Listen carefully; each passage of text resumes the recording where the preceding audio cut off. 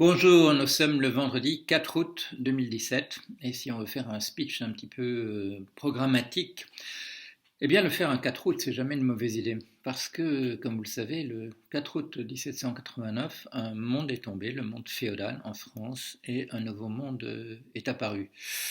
Alors je reçois des messages, il y en a un l'autre jour, quelqu'un qui m'engueule pour avoir dit du bien de Robespierre. Je vais même fait un livre récemment où il y avait des remarques de la part de l'éditeur en me disant quoi, vous mentionnez même ce monstre sanguinaire. Et j'ai dit voilà madame, excusez-moi, mais on parle peut-être pas de la même personne. Il y a des gens qui changent l'histoire. C'est Hegel qui a dit que les personnes, il a appelé ça les grands hommes, que les grands hommes qui changeaient l'histoire avaient effectivement parfois écrasé quelques pâquerettes sur le bord du chemin, et que voilà, que ça faisait partie du fait, ça faisait partie du dommage collatéral, comme on dit, du fait qu'ils avaient été des grands hommes qui avaient changé la manière dont les hommes vivent. Et quand il parlait de ça, quand il parlait des personnages qui avaient changé l'histoire, c'était, il faut se souvenir, il disait ce sont les personnes qui ont changé le système juridique autour d'eux, voilà, qui ont changé le cadre dans lequel on réfléchit aux choses. Et ça me fait penser que je lisais, c'était hier ou avant-hier, la conclusion du livre de Max Weber qui s'appelle Confucianisme le confucianisme et le taoïsme. Et je m'étais jamais rendu compte à quel point Max Weber était peu un sociologue et beaucoup un simple propagandiste. Quand on lit cette conclusion, on s'aperçoit que ce monsieur avait mis tout son talent de sociologue au fait d'être simplement le propagandiste du système capitaliste. Alors, il est dommage qu'il ne... Bon, ce livre a été écrit en 1915 et 1916. Il est dommage qu'il ne soit plus parmi nous pour qu'on lui pose quand même quelques questions sur ce capitalisme, sur ce qu'il est capable de faire et de ne pas faire. Et à l'époque où Weber écrit son livre, il aurait été de très mauvais goût d'écrire un livre dont le titre serait Se débarrasser du capitalisme est une question de survie. Maintenant, c'est l'éditeur qui vous suggère de faire ça. Et il y a ce paradoxe que je me trouve invité par les économistes à venir parler parmi eux, alors que j'ai un livre qui est sorti avec un titre comme celui-là. Et pas seulement être invité à parler chez eux, mais en sachant que je ne vais pas dire des choses qui leur feront plaisir, ça c'est évident, mais aussi je me suis, j'ai entendu dans la bouche du grand patron de cet événement-là, il est le grand patron depuis pas mal de temps, j'ai entendu des mots que j'ai d'abord pris pour une plaisanterie, et c'est en réfléchissant un peu plus tard à la manière dont il l'avait dit devant tout le monde, qu'il ne s'agissait pas d'une plaisanterie, mais il s'agit de paroles que je ne peux même pas vous répéter. Alors ça nous amène à la question dont je voulais vous parler, c'est cette discussion qui a commencé hier sur le blog. J'avais déjà fait allusion il y a quelques semaines au fait que Cédric Chevalier m'avait envoyé un texte qui est une sorte d'autocritique du blog et du petit groupe de réflexion qui s'appelle Les Amis du blog de Paul Jorian. Et là, il m'a envoyé son texte, je l'ai publié, et c'est un texte d'autocritique au nom du blog, qui pose des questions non seulement sur ça, mais aussi sur le rôle des intellectuels en général. Et là, il fait une remarque excellente, une chose à laquelle je n'avais pas pensé. Je me demandais pourquoi on appelait intellectuels dans la presse française des gens qui dont le statut d'intellectuel est quand même difficile à établir. Et quand il dit, en fait, ce qu'on veut dire, c'est ce qu'on appelait un pamphlétaire autrefois. C'est des pamphlétaires plus que des intellectuels dont il est question là. Donc le mot a évolué. Mais très bon exercice que cette autocritique. Évidemment, si vous faites une autocritique parce qu'il y a un revolver pointé sur vous hors du champ de la caméra, comme c'est arrivé dans certains pays, comme ça arrive sûrement en ce moment même, c'est pas une bonne chose. Si c'est un truc où on va simplement manquer de sincérité, ou ce sera une manière déguisée de se lancer des fleurs, c'est pas une bonne idée non plus. Mais comme un exercice pour voir qu'est-ce qui se passe. Pourquoi est-ce qu'il y a beaucoup moins de gens qui regardent le blog de Podjorian? À une époque, c'était voilà, c'était un pic, voilà, c'est un point culminant. C'était en 2012, au moment où il était bien possible que la zone euro s'effondre. Il y avait 150 000, de l'ordre de 150 000 personnes par mois qui regardaient le blog. Pour le moment, j'ai regardé le chiffre hier. Oui, évidemment, on est en été, on est comment dire, on est à l'articulation entre le mois de juillet et le mois d'août. C'est pas l'endroit, le moment où il n'y a jamais eu le plus de monde sur le blog, mais on est à 36 000 par rapport à 150 000. Donc, c'est beaucoup moins. Alors on peut faire une analyse dans le cadre général, de voir que la plupart des blogs ont disparu et que c'est déjà peut-être pas mal d'être un survivant, mais à l'époque où on est, il faut quand même se poser la question de pourquoi est-ce qu'il y avait 150 000 personnes qui regardaient ça il y a 5 ans et pourquoi il y en a 36 000 seulement qui le regardent maintenant. Alors, il y a pas mal d'explications. D'abord, il y a une dérive, on s'est lassé un petit peu de ce style-là, de la même manière que les gens, c'était une très bonne idée de faire nuit debout, et puis finalement les gens sont plus venus, qu'il y a eu un engouement pour la France insoumise, et puis on ne sait pas trop où c'en est pour le moment, il y a de l'usure. La forme n'est peut-être plus adaptée à notre époque, mais vous pouvez voir, il y a des vidéos où les gens regardent 200 000, il y a 200 000 personnes qui regardent, des trucs dont le type de présentation ou dont le contenu me paraît un petit peu, comment dire, j'ai un peu de mal à comprendre pourquoi, pour certains trucs, pourquoi il y a 200 000 personnes qui vont quand même voir ça. Le ton est hystérique, la valeur du contenu est très inégale pour ne pas dire plus. Qu'est-ce qui marche pas? Alors, dans les analyses qui ont été faites hier, il y a pas mal de gens qui sont venus en disant oui, mais vous n'avez pas soutenu Mélenchon, voilà, c'est une trahison et ainsi de suite, il aurait fallu le faire. Alors là, j'ai engagé la discussion à ce propos-là. Et là, j'ai rappelé, je suis en train de le rappeler, mais je voudrais le rappeler peut-être ici aussi, j'avais un candidat, moi, que j'ai soutenu tant que ça a été possible. Et puis quand ça n'a plus été possible, et que les gens m'ont dit oui, mais alors si on veut protester, qu'est-ce qu'il faut faire? À ce moment-là, j'ai dit il faut voter Poutou. Il faut voter Poutou si on veut protester, parce que finalement, pour moi, la personne qui disait les choses qui étaient le plus proches de ce que j'avais envie de dire, c'était Monsieur Poutou. Alors, pour la question du candidat que j'ai soutenu, si vous avez un tout petit peu de mémoire, si vous savez que je n'ai pas simplement essayé de combattre un autre candidat, non, j'ai essayé de soutenir un candidat particulier. À partir d'une analyse, à partir d'une réflexion, ce n'était pas de l'ordre de l'émotionnel, je me suis posé la question, parce que le problème c'est pas posé, peut pas se poser pour moi de devenir président de la République en France. Si le problème s'était posé, je me suis jamais posé la question à ce sujet-là, j'aurais peut-être réfléchi à la question. Mais le problème se posait pas. Alors je me disais qui pourrait être un bon candidat. Et en y repensant dans la soirée d'hier et en me réveillant ce matin, je me suis dit ton calcul était bon et tu as bien fait de soutenir Thomas Piketty tant qu'il a été possible de le faire.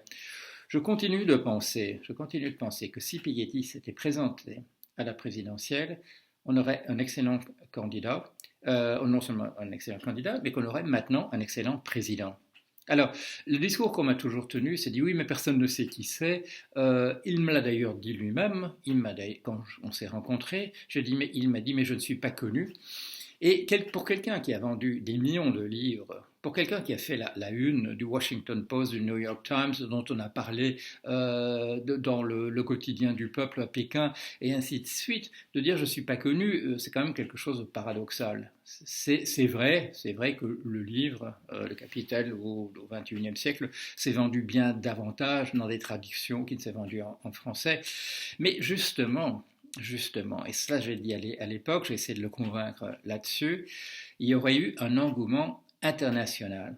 Parce que le fait que Mme Merkel aurait dit « M. Piketty est un excellent candidat, j'espère qu'il va gagner », le fait que M. Obama aurait dit ça, le fait qu'on aurait peut-être dit ça en Chine et peut-être même en Russie, il fait qu'il y aurait eu un accord général dans l'opinion publique internationale disant M. Piketty ferait un excellent candidat. Il aurait fait un candidat qui aurait été un candidat de gauche. C'est peut-être pas la gauche à laquelle vous tous ici qui me regardez vous identifiez entièrement, mais ça n'a pas d'importance.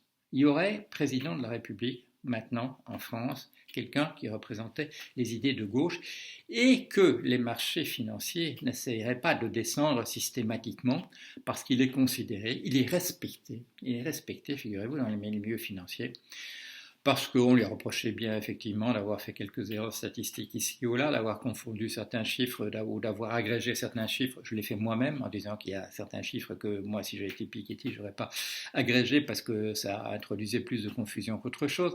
Mais bon, c'est quelqu'un qui aurait été respecté, c'est quelqu'un qui n'aurait pas été descendu en flammes, bien qu'il défende des idées de gauche, par les marchés, ce qui est quelque chose de tout à fait appréciable. Monsieur Mitterrand n'est plus là pour nous dire, ou ni Monsieur Bérégovoy pour nous dire que ce que je dis a beaucoup de signification, a beaucoup de sens, mais je suis sûr qu'il l'aurait pensé s'il avait été encore là, à la lumière de certaines expériences. Monsieur Jospin, etc., je pourrais rajouter un certain nombre de personnes de gauche qui ont essayé de faire des choses et qui n'y sont pas arrivées parce que quand on a la mobilisation des marchés contre soi, c'est très difficile. Même quand on est un bon technicien, même quand on est Monsieur Varoufakis, c'est pas évident. C'est pas évident. Alors voilà, s'il est vrai qu'il y a un certain nombre de gens qui ne regardent plus le blog ou qui lisent plus, qui ne participent plus aux travaux des amis du blog de Paul Jorion parce que j'ai soutenu jusqu'au bout une candidature Piketty, eh bien, je ne regrette absolument rien. Je continue de penser que c'est ce que j'aurais dû faire et je continue à penser qu'il serait aujourd'hui président de la République et que je me féliciterai de l'avoir fait. Alors, comme je vous l'ai dit, j'ai l'impression qu'il y a une érosion du style blog et que donc c'est peut-être pas le moyen de parler en ce moment. Ceci dit, on m'invite à la radio, on m'invite à la télévision, on me demande de faire des conférences, plus que je ne peux d'ailleurs accepter tellement il y en a. Je ne me vante pas, c'est vrai, certaines personnes à qui je viens de parler récemment le savent. J'écris des livres qui se lisent, dont on parle. J'aimerais bien qu'on les traduise un peu plus en allemand, en anglais et pas simplement en chinois parce qu'il me paraît très important qu'il y ait des personnes en Allemagne ou des personnes dans le monde anglo-saxon qui les lisent. Je pourrais, quand on me pose la question, oui, je pourrais traduire moi-même mes livres en anglais, mais je préfère quand même, excusez-moi, je préfère écrire du neuf et puis écrire une traduction en ne sachant pas si un éditeur leur voudra, ça ne sert pas à grand-chose. Il faut que les éditeurs disent on veut publier vos bouquins. Bon, en France, ça marche, c'est très bien, vous le savez, mois d'octobre, c'est dans pas très longtemps. Mon bouquin, le dernier qui s'en va, apparaît dans la traduction chinoise, et là, vous le savez bien, parce que je vous le dis souvent, je suis très curieux de voir ce que ça va donner.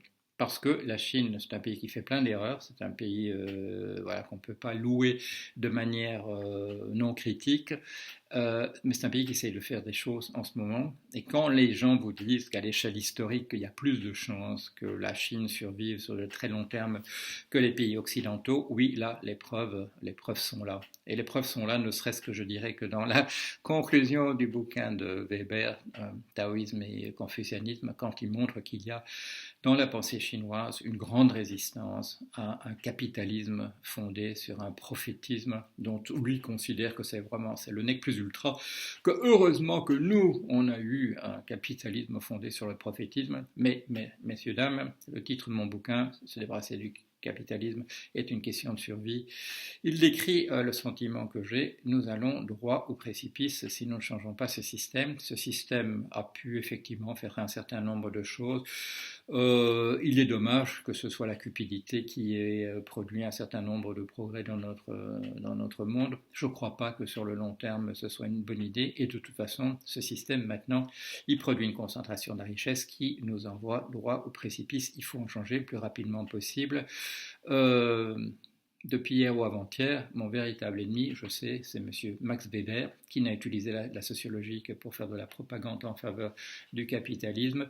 Tout ce qu'il dit, il faudra que je cite certains passages, tout ce qu'il dit comme étant à la gloire du capitalisme, nous savons maintenant que c'est ce qui rend ce système, j'ai employé le mot satanique l'autre jour, qui le rend satanique et en tout cas qui conduit à notre perte et qui fera que l'espèce va à l'extinction si elle reste sur ces rails-là. Voilà, un petit point à partir de cette excellente initiative de Cédric Chevalier de proposer une autocritique à mon blog et au groupe des amis du blog de Paul Jorian. Ça me permet de mettre les choses au point. Ça m'a permis aussi tout à l'heure, vous allez voir, de me poser la question moi-même sur la question de savoir si j'avais été banquier ou non. Et en regardant, j'ai pris un extrait comme ça, voilà, je ne sais plus, entre 1998 et 2002. Je l'ai collé sur le blog en disant, ben voilà, à vous de décider si j'ai été banquier. Et alors, paradoxalement, et on retombe sur le 4 août, en regardant cette liste, je m'aperçois que même si j'arriverai jamais à changer quoi que ce soit dans le monde de manière générale, alors que j'essaie quand même de pousser les choses dans le bon sens, en lisant ça, je m'aperçois que j'ai quand même changé les choses dans la manière dont fonctionne la banque aux États-Unis, en tout cas. Voilà. J'espère que vous aurez le même sentiment en lisant ça. Je n'ai pas été dirigeant de banque, comme je le dis, parce que on me l'a proposé, on m'a pas proposé, on m'a fait passer un test. Et ce test, en fait, a confirmé peut-être un soupçon que j'avais déjà, qu'il faut une certaine tolérance à la malhonnêteté pour pour qu'on vous accepte dans le cercle des dirigeants de banque. Et de ce point de vue-là, je suis très content d'avoir jamais été un dirigeant de banque, d'avoir été une petite main, d'avoir été un technicien, mais qui a fait avancer les choses dans la manière dont on comprend la finance. Finalement, c'est pas si mal que ça. Mais, vous le savez, j'essaie de faire d'autres choses. J'essaie de rassembler, en particulier dans ces livres qui s'appelle Qui étions-nous. J'essaie de terminer. J'essaie de mettre sous forme un peu d'une boîte à outils tout ce que nous avons peut-être compris sur nous-mêmes et qu'il faudrait rassembler, mettre vraiment tous ensemble si on veut si on veut avoir une chance de s'en sortir en tant qu'espèce. Voilà. Allez, à bientôt.